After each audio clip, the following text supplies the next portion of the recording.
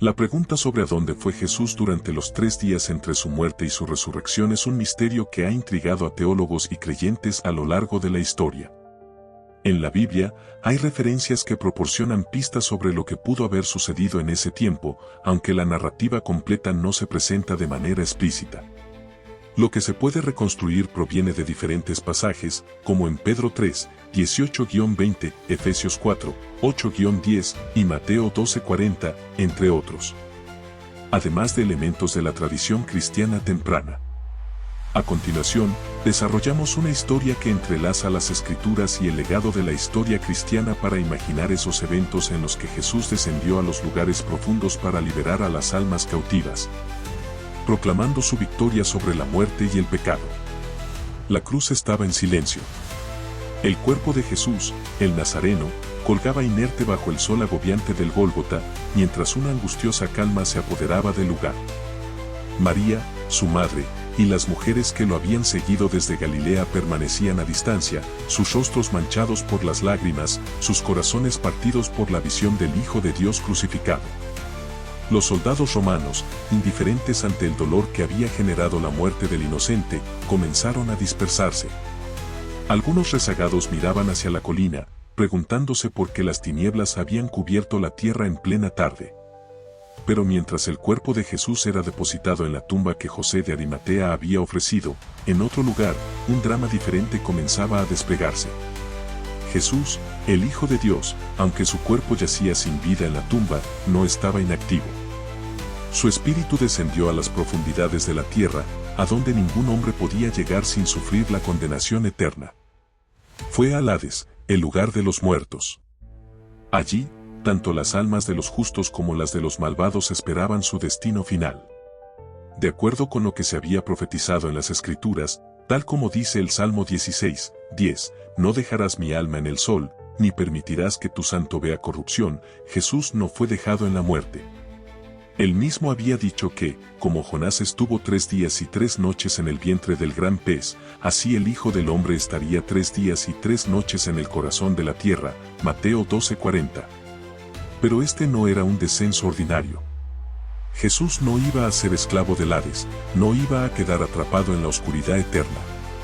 Él descendió con un propósito, anunciar su victoria a las almas que allí aguardaban y llevar libertad a los cautivos, aquellos que habían muerto en la espera de la promesa del Mesías. El Seol o Hades era un lugar vasto, lleno de sombras y ecos de voces distantes. Allí, en la parte más oscura, estaban los que habían muerto en rebelión contra Dios, mientras que en el lado opuesto, en un lugar separado llamado el seno de Abraham, Lucas 16:22, descansaban los fieles que habían vivido confiando en la redención futura. Cuando el Espíritu de Jesús llegó, las sombras se agitaron. En el corazón del abismo, Satanás y sus ángeles caídos miraron con recelo. Sabían que el día de su juicio estaba cerca, pero no esperaban que fuera tan pronto.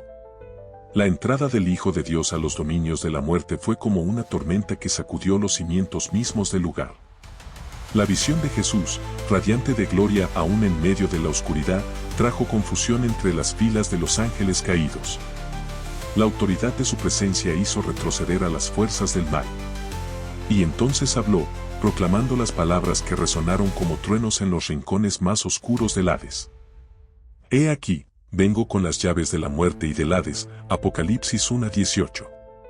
En ese momento, Jesús proclamó su victoria, no solo sobre la muerte, sino sobre todo principado y potestad que había mantenido cautivas las almas de los justos desde la caída de Adán. Las promesas hechas a través de los profetas se cumplían en su totalidad. Tal como había profetizado Isaías, destruirá a la muerte para siempre, y enjugará el Señor toda lágrima de todos los rostros, Isaías 25:8. Aquellas almas que habían muerto esperando en la redención fueron testigos de la llegada del Mesías. Desde los días de Abel, el primer justo asesinado, hasta los profetas como Elías y Eliseo, todos aquellos que habían aguardado la promesa de Dios en la fe, se regocijaron al ver al Salvador.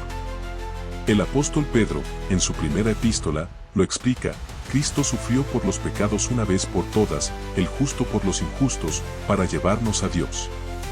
Fue muerto en la carne, pero vivificado en el Espíritu, en el cual también fue y predicó a los espíritus encarcelados, 1 Pedro 3, 18-19. Los fieles que habitaban el seno de Abraham contemplaron con asombro cómo las puertas que los separaban de la gloria de Dios se abrían de par en par. Jesús no solo proclamaba su victoria, sino que estaba allí para cumplir lo que había prometido en vida. Él iba a preparar un lugar para ellos en la casa de su Padre, Juan 14, 2-3. Ahora que la redención había sido lograda, el camino al paraíso estaba abierto nuevamente. Jesús, con el poder de su sacrificio, abrió las puertas del cielo a aquellos que habían sido fieles hasta la muerte. Tomó consigo a los patriarcas, a los profetas, a los santos y a todos aquellos que habían muerto en la esperanza de la resurrección. Los guió desde el seno de Abraham hacia la vida eterna, como dice en Efesios 4:8, subiendo a lo alto, llevó cautiva la cautividad y dio dones a los hombres. En ese momento, las almas cautivas fueron liberadas, y las fuerzas del mal no pudieron detener al Rey de Reyes. Las llaves de la muerte ya no estaban en manos de Satanás, el poder del Hades había sido quebrantado para siempre. Satanás, en su desesperación, contemplaba la escena con odio impotente. Desde la caída del hombre en el Edén, había hecho todo lo posible para evitar que la promesa de Dios se cumpliera. Pero ahora, todo su esfuerzo había sido en vano.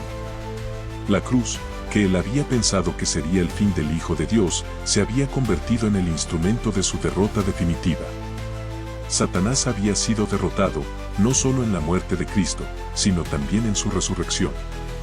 La luz del Mesías brillaba más allá de las sombras del Hades, y el reino de las tinieblas se tambaleaba. El apóstol Pablo, en su carta a los Colosenses, describe este momento de triunfo.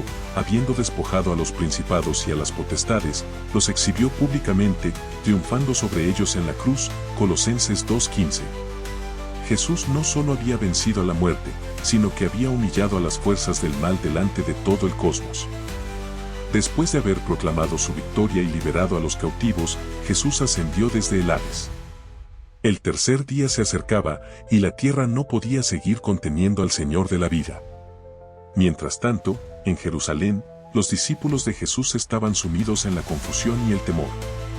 Su maestro había sido crucificado, y con él, parecía que todas sus esperanzas habían sido sepultadas en una tumba de piedra.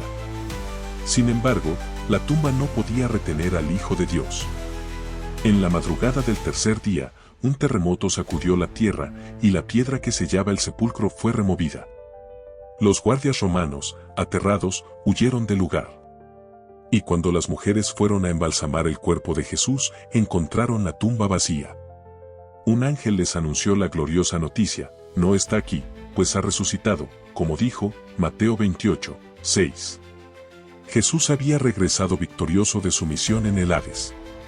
No solo había vencido la muerte, sino que había traído vida eterna a todos aquellos que creen en él. La Biblia no da una descripción detallada de cada momento que Jesús pasó en el Hades. Pero los pasajes que encontramos en las Escrituras y la tradición cristiana temprana nos permiten vislumbrar los eventos gloriosos que tuvieron lugar durante esos 3 días. Jesús, como el Redentor prometido, Salvador en la gloria eterna.